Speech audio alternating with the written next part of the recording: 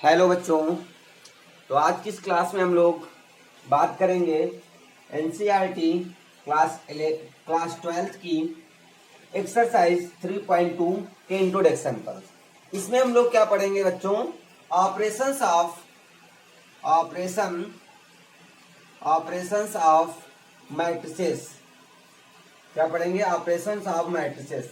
इसका मतलब क्या हुआ कि ऑपरेशंस ऑफ मैट्रिसेस में क्या पढ़ेंगे हम लोग कि मैट्रिक्स को कैसे ऐड करते हैं और कैसे सब्ट्रैक्ट कर सकते हैं और कैसे डिवाइड नहीं होता है, क्या मल्टीप्लाई होता है।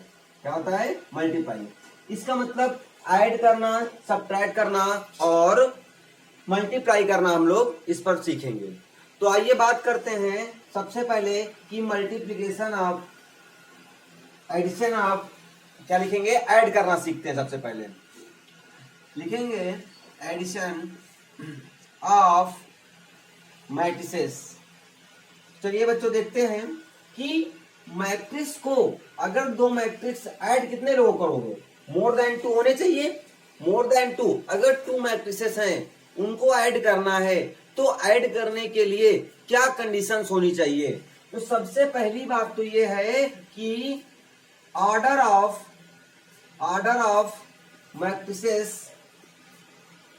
Matrices will be same. इसका मतलब जो मैट्रिक्स होनी चाहिए दोनों मैट्रिक्स क्या होनी चाहिए? सेम ऑर्डर की होनी चाहिए। मींस 2 एंड 2 की है, 3 की है, 4 की है, 2 3 की है तो 2 3 की है। मींस कोई भी ऑर्डर हो वो क्या होने चाहिए? सेम होने चाहिए। और दूसरी कंडीशन क्या है? ऐड कर लेते हैं। ऐड द करेस्पॉन्डिंग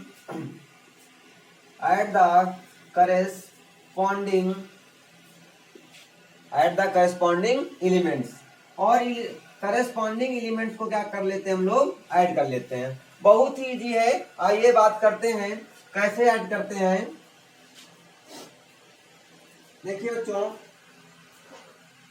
अगर हम बात करें कि ए कोई मैट्रिक्स है, इस मैट्रिक्स में दिया गया है, एलिमेंट्स दिए गए हैं 2 और यहाँ पर 3 और यहाँ पर 4, यहाँ पर 5 और दूसरी दी गई है 6 7 8 और 9। तो यहाँ पर अगर बच्चों देख रहे होंगे कि ये 2 इंटू 2 की मैट्रिक्स है और ये भी क्या है? 2 इंटू 2 की मैट्रिक्स है। इसका मतलब क्या हुआ कि दोनों का जो ऑर्डर है वो क्या है? बिल्कुल ही सेम है। अगर इन दोनों का ऑर्डर सेम है तो इन दोनों मैट्रिक्स को हम लोग क्या कर सकते हैं? ऐड कर सकते हैं या फिर सब्ट्रैक्ट भी कर सकते हैं, भी बताएंगे आगे। तो इसको हम लिख सकते हैं a प्लस बी। तो a plus B equal to क्या हो जाएगा? ये क्या होगा आपका? First row and first column का एलिमेंट है। इधर क्या होगा? First row and first column का एलिमेंट क्या होगा? 6 होगा। तो 2 और 6 कितना हो जाएगा आपका? 2 प्लस 6 हो जाएगा। उसके बाद इस एलिमेंट के साथ जोड़ देंगे तो क्या हो जाएगा? 3 प्लस 7। इसको इसके साथ जोड़ेंगे क्या हो जाएगा? 4 प्लस 8। इसको इसके साथ जोड़ेंगे तो हो जाएगा 5 प्लस 9 हो जाएगा। तो इस प्रकार क्या आ जाएगा आपके पास? ये आ जाएगा आपके पास 8 और ये हो जाएगा आपके पास 10। ये कितना हो जाएगा? 12 हो जाएगा और ये कितना हो जाएगा? 14 हो जाएगा। तो बच्चों ये जो आ गया a प्लस बी, ये आपका 8 10 12 और 14 आ गया है। आई बात समझे? अगर कोई मैट्रिक्स दी गई है 3 इंटू 3 की मैट्रिक्स दी गई है, मान लीजिए a इक्वल टू दिया गया है 2 3 4 5 6 7 और बी मैट्रिक्स दी गई है 6 7 8 9 10 11। तो अब बच्चों अगर इन दोनों मैट्रिक्स को अगर आपको ऐड करना है तो ये सबसे पहले देखिए क्या ऑर्डर सेम है इनका। हाँ, तो इनको देखते हैं ये किसका ऑर्डर का है? ये 2 इंटू 3 ऑर्डर की है। कितने के ऑर्डर की है? 2 इंटू 3 ऑर्डर की है। और ये भी कितने की है? 2 इंटू 3 ऑर्डर की है। अगर बच्चों ऑर्डर सेम है तो इनके करस्पॉन्डिंग एलिमेंट्स क्या होंगे? ऐड हो जाएंगे। तो करस्पॉन्डिंग एलिमेंट्स क्या होगा आपका? 2 का क्या हो जाएगा? a प्लस बी अगर आपको निकालना है बच्चों तो a प्लस बी कैसे आप निकाल पाएंगे? 2 का करस्पॉन्डिंग एलिमेंट्स क्या होगा? 6 होगा। तो 2 और 6 कितना हो जाएगा आपके पास? 8 हो जाएगा। और 3 का कितना हो जाएगा? 7। 3 7 कितना हो जाएगा आपके पास? 10 हो जाएगा। उसके बाद 4 और 8 कितना हो जाएगा आपके पास? 12 हो जाएगा। उसके बाद ये क्या है? आपकी सेकेंड रो का फर्स्ट एलिमेंट है। सेकेंड रो का फर्स्ट एलिमेंट है और ये भी सेकंड रो का फर्स्ट एलिमेंट है। ये कितना हो जाएगा आपके पास 14 हो जाएगा, और ये कितना ऐड कर लेंगे 16 हो जाएगा, और इसको ऐड कर लेंगे कितना हो जाएगा आपके पास 18 हो जाएगा। तो ये जो आ गई है उसी आर्डर की क्या आ गई मैट्रिक्स आपकी आ गई है। एक चीज और ध्यान देते हैं, जो हमारी मैट्रिक्स ऐड करके आएगी वो भी सेम आर्डर की होगी। तो ये जो किस आर्डर की आई है, ये भी 2 into 3 आर्डर की आई है। ये मैट्रिक्स भी हमारी 2 into 3 की थी और ये भी हमारी 2 into 3 की थी। तो इस प्रकार से क्या कर सकते हैं हम लोग मैट्रिक्स को ऐड कर सकते हैं। आइए बात करते हैं सबट्रैक्शन ऑफ या डिफरेंस ऑफ द मैट्रिक्सेस। तो डिफरेंस कैसे करते हैं, चलिए बात करते हैं। सबसे पहले डिफरेंस कैसे निकालते हैं, डिफरेंस ऑफ मैट्रिसेस।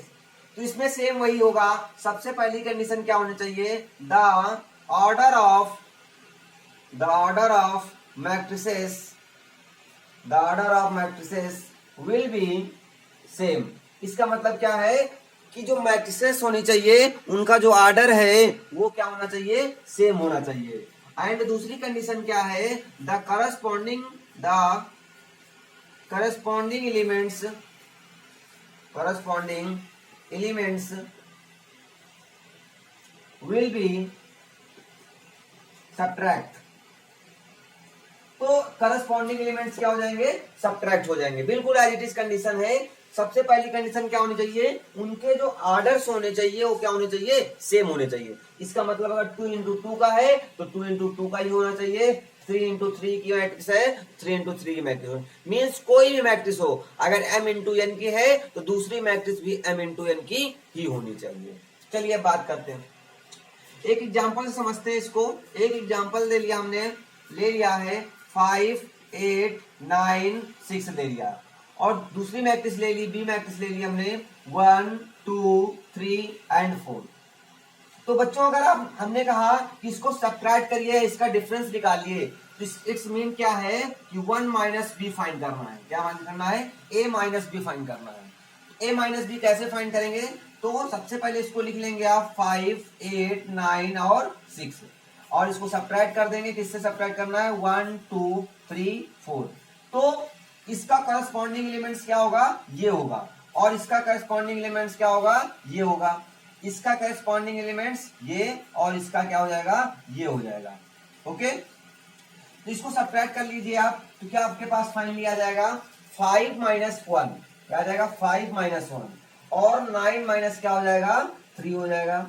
8 माइनस 2 हो जाएगा आपके पास, 8 माइनस 2 हो जाएगा, और यहां से 6 माइनस क्या हो जाएगा आपके पास 4 हो जाएगा। तो आज ये क्या आ गया आपके पास, इस पार से कितना आ गया, ये आपके पास 4 आ गया, ये 6 आ गया, और ये कितना आ गया आपके पास 6, ये भी आ गया, और ये कितना आ गया आपके पास बच्चों 2 आ गया। तो जो ये एलिमेंट, जो ये मैट्रिक्स आई है, ये भी क्या है, सेम ऑर्डर की मैट्रिक्स है। किस ऑर्डर की थी, यहाँ पर किस ऑर्डर की थी, 2 into 2 ऑर्डर था, और यहाँ पर भी क्या था 2 into 2 ऑर्डर था, और जो मैट्रिक्स हमको फाइंड हुई है वो भी क्या है 2 into 2 मैट्रिक्स ही है, 2 into 2 की ही मैट्रिक्स है। तो आ गई बात समझ में, चलिए नोट कर लीजिए। अब इसके बाद बात करते हैं मल्टीप्लिकेशन ऑफ द मैट्रिक्सेस। किसकी बात करेंगे बच्चों, मल्टीप्लिकेशन ऑफ द मैट्रिक्सेस। कि मल्टीप्लिकेशन कैसे करते हैं मैट्रिक्स का, आइए बात करते हैं। Multiplication of matrices. मल्टीप्लिकेशन करना सिखाते हैं आपको। देखिए बच्चों, अब मल्टीप्लिकेशन होना तो अलग बात है। जैसे हमने कहा कि 2 into 2, 2 into 3 मतलब क्या हो जाएगा 6 हो जाएगा, और 3 into 2 क्या हो जाएगा, ये भी 6 हो जाएगा। मींस यहां पर जब नंबर्स की बात करते हैं हम लोग, तो यहां पर जो ऑर्डर होता है वो डिपेंड नहीं करता है। बट ऐसा नहीं है, यहां पर मैट्रिसेस में ऐसा नहीं है कि अगर आप चाहे तो a इंटू बी करें तो b इंटू ए इक्वल होगा, ऐसा कोई सिस्टम नहीं है। तो आइए बात करते हैं कैसे करते हैं मैट्रिसेस, और कौन सी पॉसिबिलिटी है कि मैट्रिक्स मल्टीप्लाई होगी और कौन सी नहीं होगी। सबसे पहले अगर एक मैट्रिक्स लिखी हुई है a इज इक्वल टू, आपको दिया गया है a i j, ये क्या है, एक मैट्रिक्स का क्या है, रिप्रेजेंटेशन है, बताया था आपको मैट्रिसेस में। अगर ये मैट्रिक्स m इंटू एन की है, कितने की है, m इंटू एन की है, अगर ये मैट्रिक्स m इंटू एन की है और दूसरी मैट्रिक्स दी गई है b इज इक्वल टू, ये भी दी गई है ए आई जे, और यहां पर जो मैट्रिक्स है ये आपकी p इंटू क्यू की है, कितने की है, p इंटू क्यू की है। तो अगर मल्टीप्लिकेशन करना है तो मल्टीप्लिकेशन तभी हो पाएगा जब यहां का जो कॉलम होगा और यहां के रो के क्या होगा, इक्वल होगा। इसका मतलब क्या होना चाहिए, n is equal to p होना चाहिए। It's mean we can say that first जो मैट्रिक्स होनी चाहिए उसका कॉलम और दूसरी मैट्रिक्स के रो के क्या होना चाहिए, इक्वल होना चाहिए।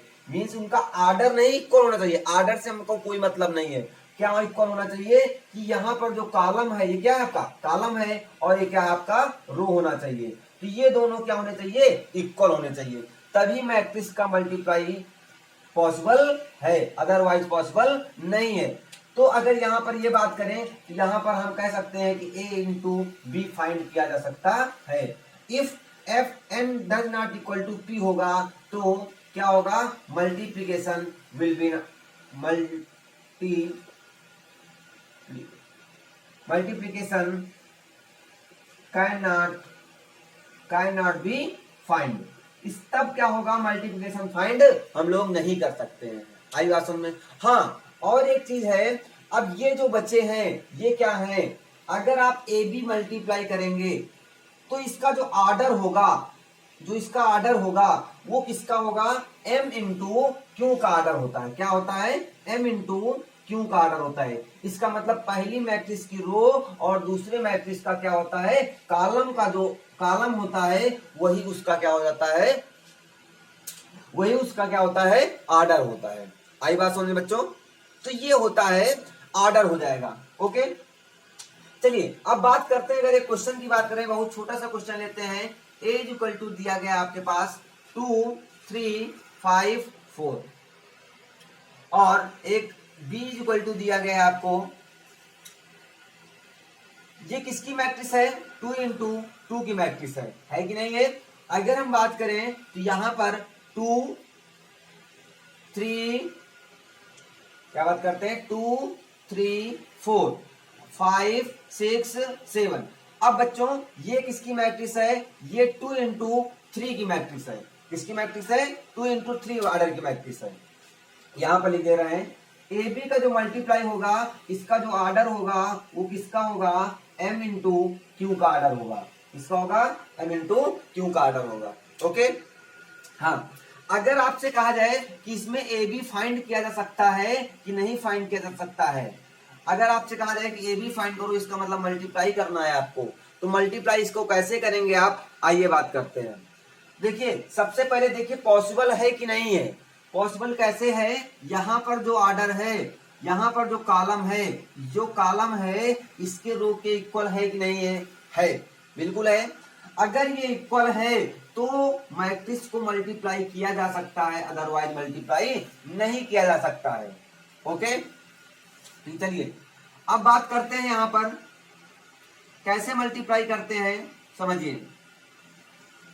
रो हम लोग जानते हैं क्या करते हैं, रो को मल्टीप्लाई किससे करते हैं, कॉलम से करते हैं। रो इंटू कॉलम लिखते हैं कि नहीं लिखते हैं, रो इंटू क्या लिखते हैं, कॉलम लिखते हैं। बिल्कुल एज इट इज वैसा ही करना है, रो इंटू कॉलम भी आपको भी लिखना है। तो यहां पर क्या है, ये फर्स्ट रो है, ये क्या है, फर्स्ट रो है। तो इधर क्या है, ये फर्स्ट कॉलम है। इसका मतलब फर्स्ट रो का मल्टीप्लाई किससे करेंगे आप, फर्स्ट कॉलम से करेंगे। ओके गाइस, तो मल्टीप्लाई कर दीजिए, 2 का मल्टीप्लाई आप 2 से कर दीजिए तो 2 2 4 हो जाएगा। उसके बाद जब दूसरा एलिमेंट लिखते हैं तो उनके बीच में प्लस का सिंबल लगा देते हैं। किसका लगा देते हैं, प्लस का लगा देते हैं। तो यहां पर क्या हो जाएगा, 3 5 जा 15 हो जाएगा। कितना हो जाएगा, 15 हो जाएगा। और फिर इसी को ये क्या किया हमने, इसका मतलब हुआ R1 इंटू C1। फिर यहां पर लिख देते हैं R1 इंटू C2। फिर यहां पर क्या लिखते हैं, R1 इंटू C3। ओके, अब क्या करना समझिए। अब इसी को आप इससे मल्टीप्लाई कर दीजिए, मीन्स ये क्या है आपका सेकेंड कॉलम है, ये क्या है C2 है, ये क्या है C1 है और ये क्या है C3 है। तो आप इसको इससे मल्टीप्लाई कर दीजिए, ये फर्स्ट एलिमेंट है, इधर फर्स्ट एलिमेंट 3 है, 3 2 से कितना हो जाएगा 6 हो जाएगा, फिर आप प्लस लगा देंगे, फिर ये सेकेंड एलिमेंट होगा और इधर ये भी सेकेंड एलिमेंट होगा, कितना हो जाएगा ये आपका 18 हो जाएगा। अब बच्चों क्या करना है आपको, ये आपका रो है और ये आपका थर्ड कॉलम है, थर्ड कॉलम से मल्टीप्लाई कर दीजिए, तो 2 4 जा कितना हो जाएगा आपके पास 8 हो जाएगा, और 4 7 जा 3 7 जा कितना हो जाएगा बच्चों आपके पास हो जाएगा 21 हो जाएगा। नई बात समझ में आ रही है। चलिए अब उसके बाद क्या करेंगे बच्चों, अब उसके बाद हम लोग करेंगे क्या, यहां पर अब इसका हो गया, इस रो से हमने तीनों कॉलम में क्या कर दिया मल्टीप्लाई कर दिया। अब आप सेकंड रो उठाइए और सेकंड रो उठाने के बाद फिर से तीनों कॉलम में क्या कर देंगे आप मल्टीप्लाई कर देंगे। तो उसको उठाइए, 5 लिया, 5 2 जा 10 हो गया, फिर इसके बाद प्लस लगा देते हैं, फिर 5 4 जा कितना हो जाएगा आपके पास 20 हो जाएगा, फिर इसी को लेकर किससे करेंगे C2 से करेंगे, तो 5 3 जा कितना हो जाएगा आपके पास 15 हो जाएगा, फिर इधर समझिए 5 6 जा कितना हो जाएगा आपके पास, सॉरी 4 6 जा कितना हो जाएगा 24 हो जाएगा। उसके बाद इसी रो को आप थर्ड कॉलम से कर दीजिए, तो 5 4 जा 20 हो जाएगा आपके पास, और 4 7 जा कितना हो जाएगा 28 हो जाएगा।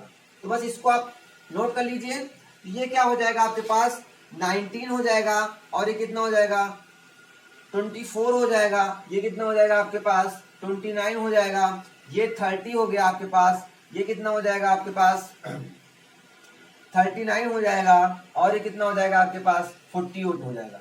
तो बच्चों ये देखिए आपके पास जो ए बी आया है, तो ए बी किस ऑर्डर की मैट्रिक्स है 2 into 3 ऑर्डर की मैट्रिक्स है कि नहीं है। तो हमने बताया था ये आपका एम है और ये क्या है एन है, और ये आपका पी है और ये क्या है आपके पास क्यू है। तो यहाँ पर ये एम है, एम मीन्स 2 है, और एन क्यू मीन्स क्या है 3 है। हमने बताया था एम इंटू क्यू की मैट्रिक्स बनेगी, देखिए बनी कि नहीं बनी, 2 into 3 की मैट्रिक्स क्लियर हो गई। आ गई बात समझ में। चलिए नोट कर लीजिए,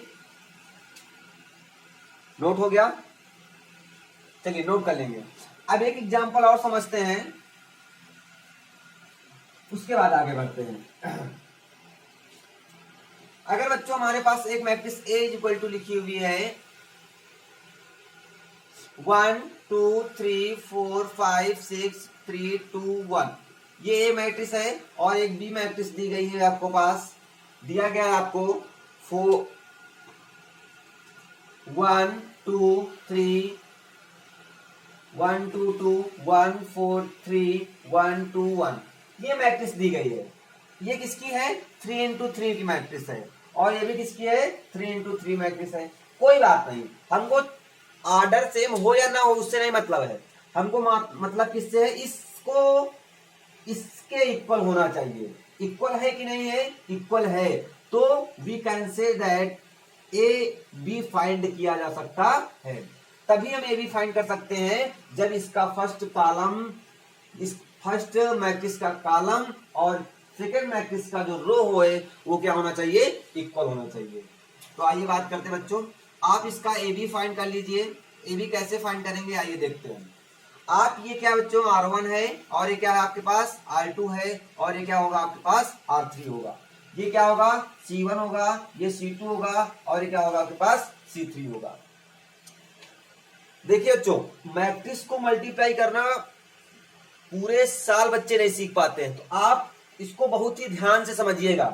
कैसे समझना है, ये आपका क्या है, ये R1 है, क्या है ये R1 है, और ये क्या है C1 है।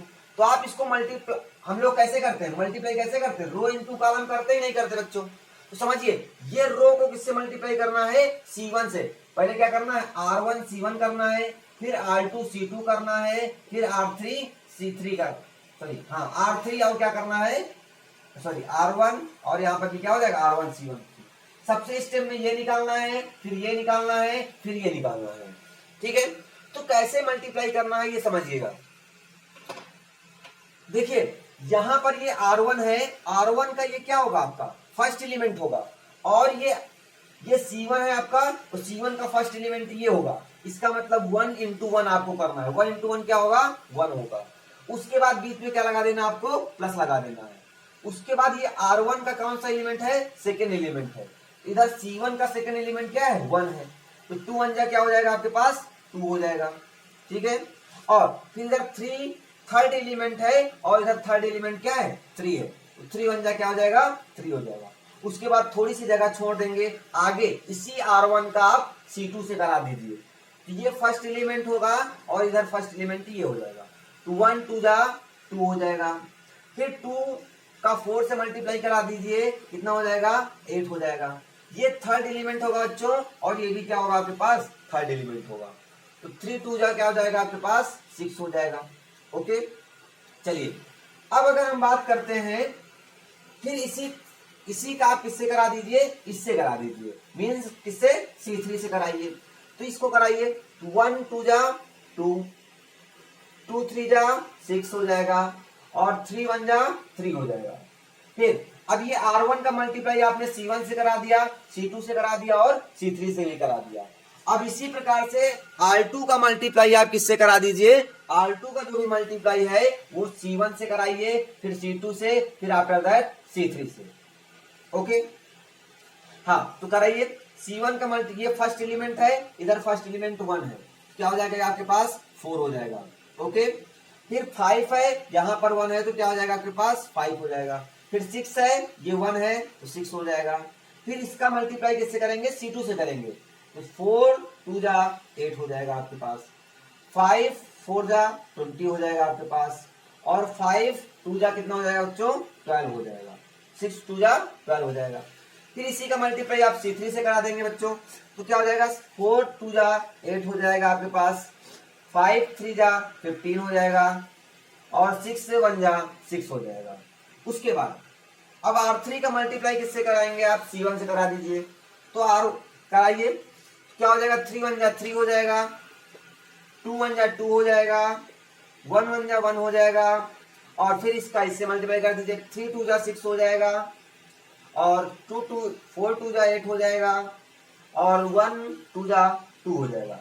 उसके बाद इसका इसी से करा दीजिए। तो 2 1 जा 2 जा 4 हो जाए, सॉरी, ये 3 2 जा कितना हो जाएगा? 6 हो जाएगा, 2 3 जा 6 हो जाएगा, और 1 1 जा 1 हो जाएगा। तो ये जो सम आ जाएगा, ये आपका क्या हो जाएगा? दोनों मैट्रिक्स का जो मल्टीप्लाई आएगा वो आपके पास ये फाइनली आ जाएगा। ये कितना हो जाएगा? 3 2 5 1 6 हो जाएगा आपके पास। ये कितना हो जाएगा? 15 हो जाएगा आपके पास बच्चों। ये कितना हो जाएगा? ये भी 6 हो जाएगा। उसके बाद इसको ऐड कर लेंगे, ये कितना हो जाएगा? 16 हो जाएगा, और ये कितना हो जाएगा? ये 40 हो जाएगा। ये कितना हो जाएगा? 16 हो जाएगा आपके पास, और इसको ऐड कर लीजिए, कितना हो जाएगा? 11 हो जाएगा। इसके बाद इसको ऐड कर लीजिए, कितना हो जाएगा? 15। कितना हो जाएगा? ये 29 हो जाएगा शायद, हाँ, कितना हो जाएगा? 29 हो जाएगा।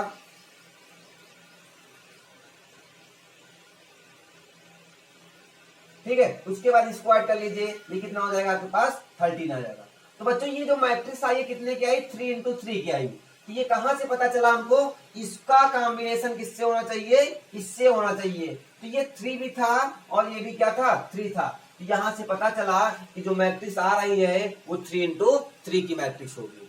आ गई बात समझ में कि मल्टीप्लाई कैसे करते हैं? आ गई समझ में भाई? चलिए नोट कर लीजिए। नोट हो गया? चलिए, नोट कर लिया सभी ने। अब बात करते हैं हम लोग, कुछ प्रॉपर्टीज हैं। किसकी? कुछ प्रॉपर्टीज हैं। तो प्रॉपर्टीज ऑफ मैट्रिक्स की बात करेंगे हम लोग। इसको देख कर लो। बात करेंगे हम लोग प्रॉपर्टीज ऑफ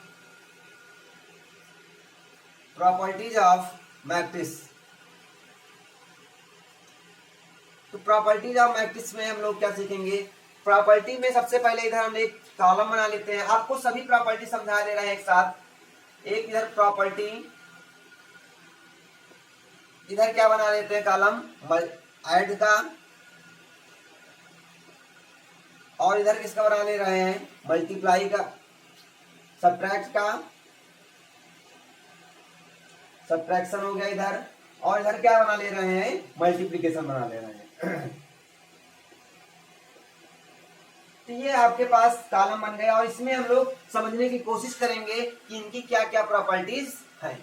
तो चलिए बात करते हैं बच्चों। सबसे पहली प्रॉपर्टी हम लोग बात करेंगे कि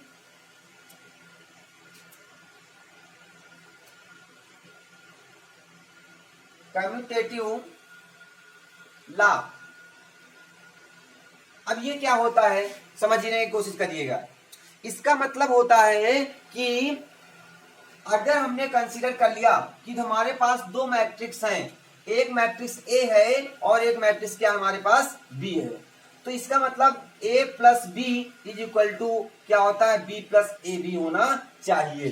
क्या ये ऐड में है, पॉसिबल है, बिल्कुल पॉसिबल है। A plus B is equal to क्या होता है, बी प्लस ए होता है। थोड़ा सा एग्जाम्पल समझेंगे। वैसे मैट्रिक्स और नंबर का एग्जाम्पल दूसरा है। जैसे हमने कहा 2 plus 3 is equal to 3 plus 2 होगा, बिल्कुल राइट है। राइट है कि नहीं है बच्चों। और इधर हमने कहा कि a minus B equal to B minus A, ये बात क्या ट्रू है, क्या ट्रू है। अगर हम नंबर्स में बात करें तो 3 minus 1 does not equal to 2 minus 3, नहीं है, तो ये यहां पर भी क्या होगा, नहीं होगा। और उसके बाद अगर मल्टीप्लाई की बात करें कि A B is equal to क्या होना चाहिए, बी ए होना चाहिए। जैसे नंबर्स में हम लोग कहते हैं कि 2 into 3 is equal to 3 into 2, यहाँ पर नंबर्स में बात ट्रू होती है, बट बच्चों यहाँ पर मैट्रिक्स में ये ट्रू नहीं होता है। हो भी सकता है और नहीं भी हो सकता है, ये 100% नहीं है कि ये ट्रू ही होगा, ठीक है। उसके बाद अगर हम बात करते हैं, सेकेंड लॉ है एसोसिएटिव लॉ। क्या है,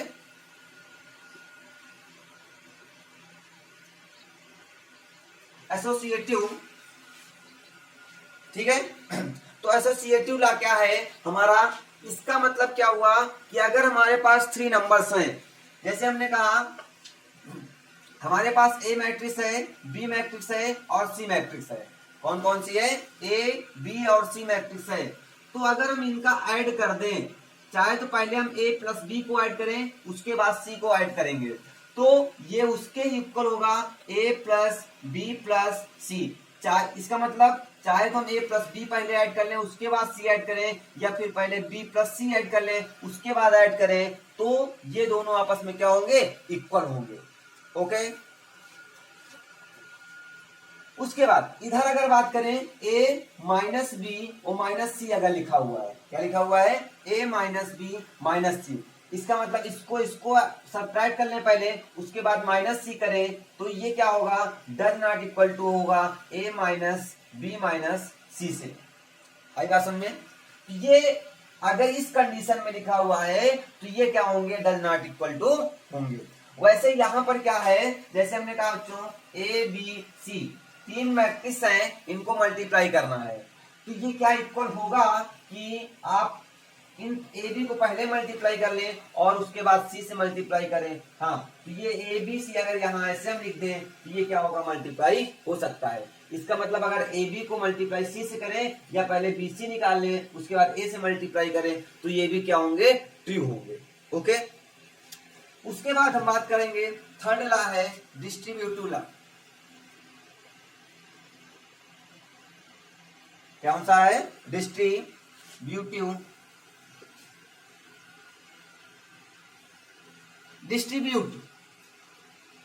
डिस्ट्रीब्यूट कैसे करते हैं, डिस्ट्रीब्यूट मीन्स क्या होता है, बांटना। क्या होता है, बांटना। तो डिस्ट्रीब्यूटिव लॉ क्या होता है, आइए बात करते हैं। जो डिस्ट्रीब्यूटिव लॉ होता है, इस पर अप्लाई नहीं होता है और इस पर भी अप्लाई नहीं होता है। कहां पर अप्लाई होता है, यहां पर अप्लाई होता है। इसका मतलब क्या है कि अगर ए है और इन ब्रैकेट में क्या लिखा हुआ है, बी प्लस सी लिखा हुआ है, इसका मतलब अगर आप ए प्लस बी को ऐड करके ए से मल्टीप्लाई कर देते हैं तो ये उसकी के इक्वल होगा, जैसे हम ए बी प्लस ए सी निकालेंगे। क्या निकालेंगे, ए बी और प्लस ए सी के क्या होगा, इक्वल ही होगा। Okay guys. तो इस प्रकार से ये क्या है, कुछ प्रॉपर्टीज हैं। किसकी प्रॉपर्टीज हैं, इन्हीं मैट्रिक्स की ऐड करने का, सब्ट्रैक्ट करने का और मल्टीप्लाई करने का। एक तीसरी प्रॉपर्टी, चौथी प्रॉपर्टी है existence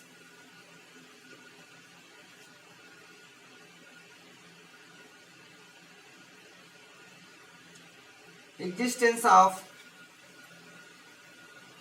additive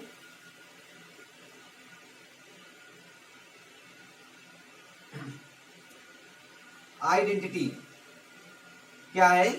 existence of additive identity. तो इसका मतलब क्या है? तो इसका मतलब क्या हुआ कि अगर हमने कहा कि a प्लस जीरो, क्या कहा? a प्लस जीरो, इसका मतलब अगर a में हम क्या कर दें? जीरो को ऐड कर दें। a में हम क्या कर दें? जीरो को ऐड कर दें, तो ये जीरो प्लस a क्या होगा? इक्वल होगा कि नहीं होगा? होगा। क्या होगा? इक्वल ही होगा। उसके बाद अगर हम इधर कहें कि a में से जीरो को सब्ट्रैक्ट, जीरो मीन्स क्या होगा? जीरो मैट्रिक्स या नल मैट्रिक्स या इनवर्टिंग मैट्रिक्स, उसे तो बोलते हैं। जीरो मैट्रिक्स क्या होती थी? जिसके सारे के सारे एलिमेंट्स क्या होते हैं? जीरो होते हैं। अगर a माइनस बी क्या इक्वल टू होगी? जीरो माइनस a के इक्वल होगी? नहीं। इसका मतलब ये एग्जिस्टेंस ऑफ एडिटिव आइडेंटिटी का फॉलो नहीं करता है, ये इक्वल नहीं होता है। अगर हम इधर बात करें तो इधर क्या बात करेंगे? आई मतलब क्या होता है? आइडेंटिटी मैट्रिक्स होती है। आइडेंटिटी मैट्रिक्स क्या होती है? जिसका डायगोनल क्या होता है? 1 1 1 मींस यूनिट होता है। आई बात समझ में? जिसका डायगोनल क्या होता है? यूनिट होता है। तो यहां पर इसे हम लोग सकते हैं ए आई बराबर भी क्या हो सकता है? ए के इक्वल ही होता है। क्या समझ में आया? I A equal to A I equal to A के इक्वल होता है। मीन्स अगर किसी आइडेंटिटी मैट्रिक्स को किसी मैट्रिक्स से मल्टीप्लाई कर दिया जाए तो वह ए के इक्वल ही होता है। मीन्स किसके इक्वल हो जाता है? उसी मैट्रिक्स के इक्वल हो जाएगा। आ गई बात समझ में? उसके बाद एक नेक्स्ट एंड लास्ट है एग्जिस्टेंस ऑफ एडिटिव इनवर्स। क्या है? एडिटिव इनवर्स है।